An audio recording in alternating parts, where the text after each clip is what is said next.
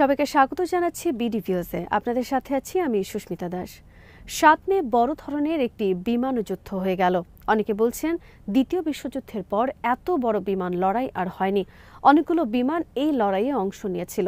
এই সংখ্যাতে প্রথমবারের মতো ভারতের রাফাল বিমানের মুখোমুখি হয়েছিল পাকিস্তানের J-10C জঙ্গি বিমান। চীনের তৈরি J-10C জঙ্গি বিমানের জন্য এটা ছিল গুরুত্বপূর্ণ মুহূর্ত। পাকিস্তান চীনের অন্যতম ঘনিষ্ঠ মিত্র। চীন ছাড়া একমাত্র পাকিস্তানি এই বিমান ব্যবহার করছে। পাকিস্তানি বিমান বাহিনী জানিয়েছে ৭ মের লড়াইয়ে তারা ভারতের ৫টি বিমান ভূপাতিত করেছে। এর মধ্যে ৩টি হল রাফাল। ফ্রান্সের তৈরি এই বিমানগুলোকে এর আগে কেউ ভূপাতিত করতে পারেনি। ভারত এটা নিয়ে মুখ বন্ধ করে রেখেছে। তবে যুক্তরাষ্ট্র আর ফ্রান্সের কর্মকর্তারা নিশ্চিত করেছেন যে রাফাল বিমানকে সত্যি ভূপাতিত করা হয়েছে। বিস্তারিত থাকছে হায়দার সাইফের প্রতিবেদনে।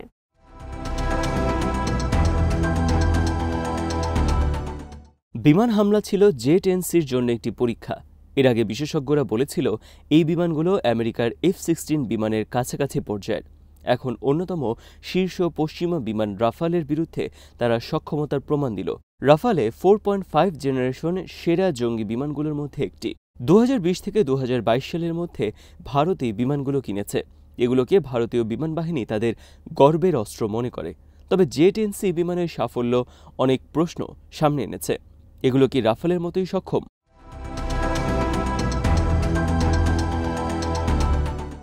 অ্যান্দ্রেস রুপ্রেশট চীনা জঙ্গি বিমানের একজন বিশেষজ্ঞ। তিনি বলেছেন J-10C এবং রাফালে বিমানের মধ্যে প্রতিতুলনার এখনও সময় আসেনি। যুদ্ধে J-10C কেমন কাজ করে সে ব্যাপারে পর্যাপ্ত তথ্য এখন আমাদের হাতে নেই। তারপরও ভারত পাকিস্তানের সংঘাতে বোঝা গেল এই চীনা বিমানগুলো আধুনিক এবং এগুলো যথেষ্ট সক্ষমতা রাখে। পশ্চিমা বিশ্ব এবং ভারতের অনেকেই হয়তো এটা দেখে চমকে গেছেন। তারা হয়তো মনে করেছিলেন যে চীনা বিমানগুলো নিম্নমানের এবং অন্যদের ডিজাইনের অনুকরণে তৈরি। রুপ্রেশট মনে করছেন ভারত সম্ভবত নিজেদের রাফালেকে অতিরিক্ত শক্তিধর মনে করেছিল অথবা J-10C বিমানকে অবজ্ঞা করেছিল।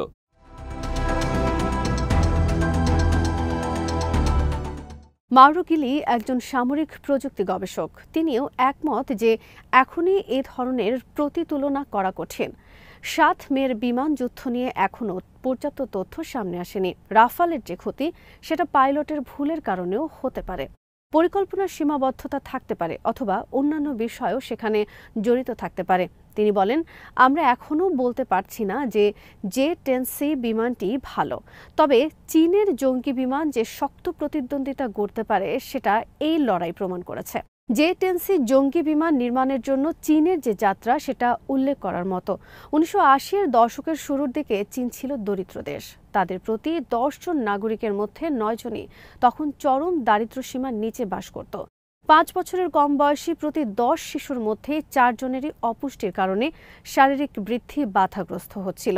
এর মধ্যেও চীনের নেতা দেং শিয়াওপিং উচ্চাকাঙ্ক্ষী পরিকল্পনা নেন। মূলত স্থানীয় প্রযুক্তির ওপর ভিত্তি করে একটি জঙ্গি বিমান তৈরির সিদ্ধান্ত নেন তিনি। এমন বিমান যেটা চীনকে পশ্চিমা জঙ্গি বিমানের হাত থেকে রক্ষা করবে। এই প্রকল্প ছিল বিশাল। এতটা সময় লেগেছে এই প্রকল্পে যে ততদিন দেংয়ের ক্ষমতার মেয়াদ শেষ হয়ে গেছে।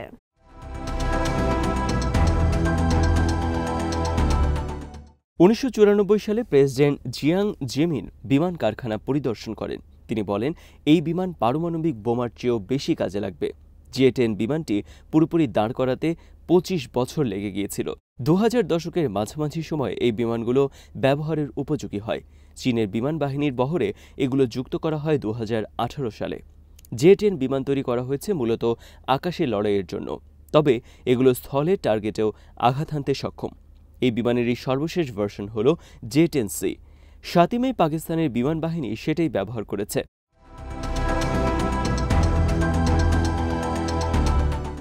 যুক্তরাষ্ট্র, রাশিয়া বা ফ্রান্সের কাছ থেকে বিমান কেনার সুযোগ ছিল চীনের। এই দেশগুলো জঙ্গি বিমানের বড় নির্মাতা, কিন্তু চীন নিজের বিমান নিজেই তৈরির সিদ্ধান্ত নেয়। এই সিদ্ধান্ত নেওয়াটা ছিল কঠিন কাজ। নতুন জঙ্গি বিমান তৈরির জন্য অন্তত 30% নতুন প্রযুক্তি লাগে। J-10 বিমানের জন্য 60% নতুন প্রযুক্তি ব্যবহার করা হয়েছে। সে সময় চীনের প্রযুক্তি ছিল সীমিত। এটা সহজভাবে করার মতো সরঞ্জাম বা জ্ঞান তখনও তাদের ছিল না।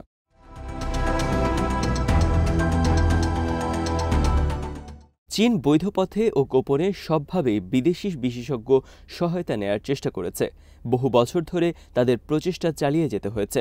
রুপ্রেশেট বলেন, চীনের অন্য কোনো বিকল্প ছিল না। অন্য দেশ থেকে অত্যাধুনিক বিমান কেনার মতো অবস্থা ছিল না তাদেরকে কঠোর পরিশ্রম করতে হয়েছে, প্রচুর বিনিয়োগ করতে হয়েছে।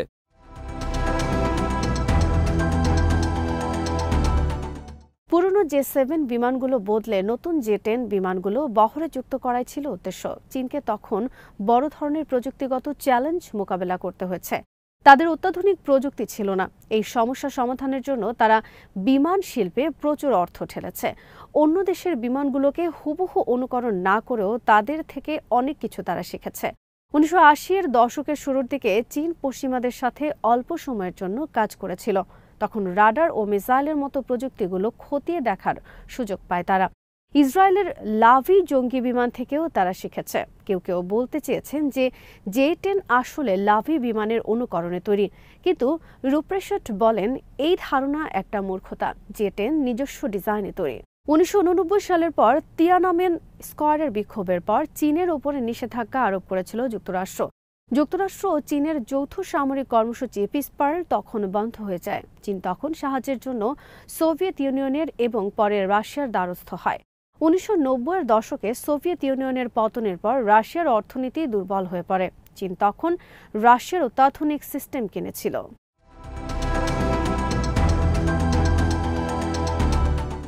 এই সিস্টেমগুলো ছিল জে-10 বিমানের সাফল্যের অন্যতম চাবিকাঠি। চীন এখন জে-10C বিমান পুরোপুরি নিজেরাই তৈরি করতে পারে। রুপ্রেশেট বলেন, এই বিমানের প্রযুক্তি এখন শতভাগ চীনের নিজস্ব। প্রযুক্তির কত শতাংশ নতুন, সেই প্রশ্ন এখন অবান্তর হয়ে গেছে। জে-10C স্বাধীনভাবে তৈরির জন্য চীন এখন একটা সম্পূর্ণ সিস্টেম দাঁড় করিয়েছে।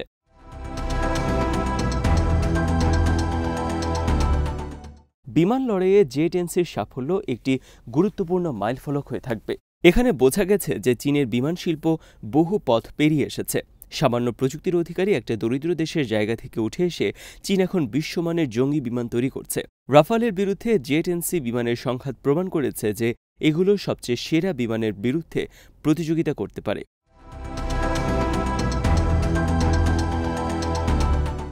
চীনের সক্ষমতা নিয়ে যাদের মধ্যে দ্বিধা ছিল, এই লড়াই তাদের জন্য একটি সতর্কবার্তার মতো। রাফালে নিয়ে ভারত যে অতিরিক্ত আত্মবিশ্বাস দেখাচ্ছে, তাদের সে মনোভাব পুনর্বিবেচনার সময় এসেছে। পশ্চিমাদেরও এখন উচিত হবে চীনের জঙ্গি বিমানগুলোকে আরও গুরুত্বের সঙ্গে দেখা।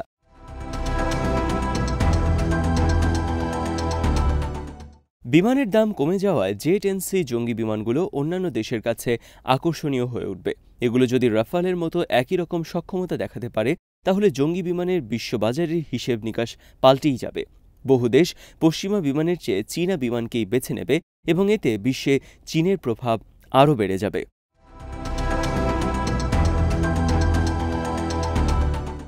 তবে সুনির্দিষ্ট বিশ্লেষণ ও প্রতিতুলনার জন্য এখনও আরও তথ্য দরকার। একটা একক লড়াই দিয়ে সবকিছুর বিশ্লেষণ করা যায় না। জে-10C জঙ্গি বিমানের শক্তি ও দুর্বলতাও যাচাইয়ের প্রশ্ন আছে। এখন পর্যন্ত 7ই মের বিমান লড়াইয়ের বিজয় চীনের অগ্রগতিরই ইঙ্গিত দিচ্ছে।